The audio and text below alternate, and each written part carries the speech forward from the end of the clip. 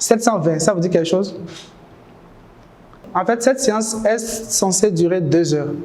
Donc, c'est le nombre de personnes qui vont mourir parce qu'elles ne font pas une activité physique régulière. La sédentarité, c'est 3 200 000 décès par an.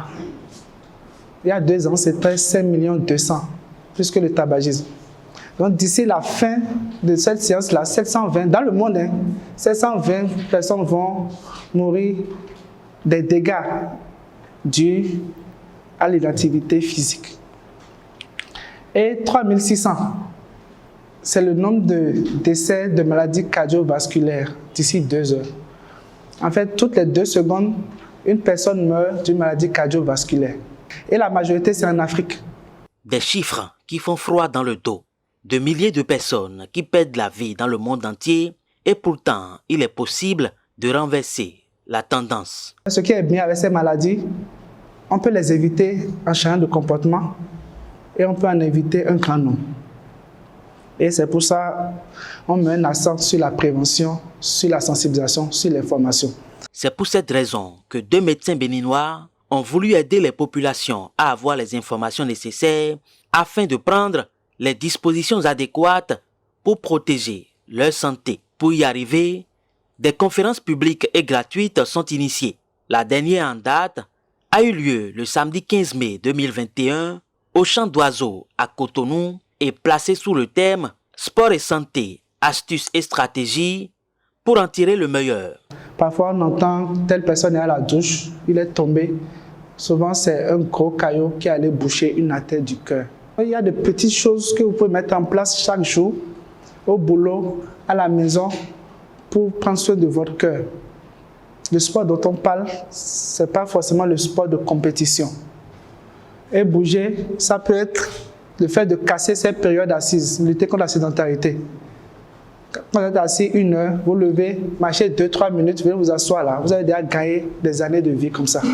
Et le fait de ne pas bouger, ça vous expose à 35 maladies. C'est scientifique. Hypertension, diabète, AVC, arrêt cardiaque, insuffisance rénale. Le caillot peut aller boucher n'importe quel organe.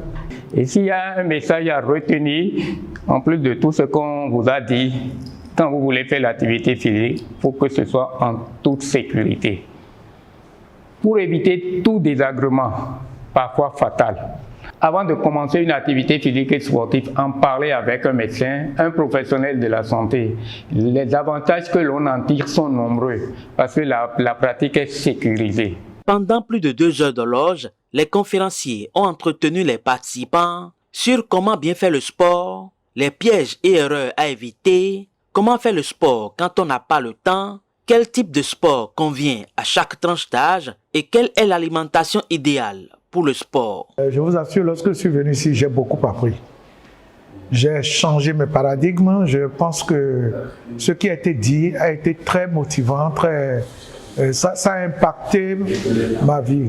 Et je crois que j'ai pris la décision de faire du sport. Je me ferai accompagner dans cet exercice-là. Je me prends sur moi-même de me forcer davantage à aller vers les activités physiques et sportives et en parler aussi autour de moi pour amener les gens à vraiment aimer les activités physiques et sportives et pouvoir non seulement être en bonne santé, mais éradiquer, donc limiter la consommation des médicaments. L'alcool, le tabac, la bière, le sucre, le cube et bien d'autres sont des ennemis de la santé, ont rappelé les conférenciers. Les participants sont sortis de cette conférence avec de nouvelles résolutions pour une protection efficace de leur santé. Je vous invite vivement à prendre part aux conférences sur ces différentes thématiques. Tout le temps, on prescrit de l'activité physique, on parle d'activité physique, on parle du sport et tout cela. Mais on n'a pas toujours les repères qu'il faut pour pouvoir adapter cette activité physique pour notre santé. Et je pense que vous tirez beaucoup mieux si vous décidez vous-même de venir sur de telles conférences. J'invite tout le monde à s'informer à travers les conférences, parce que c'est très important. Prenez le rendez-vous des prochaines conférences publiques et gratuites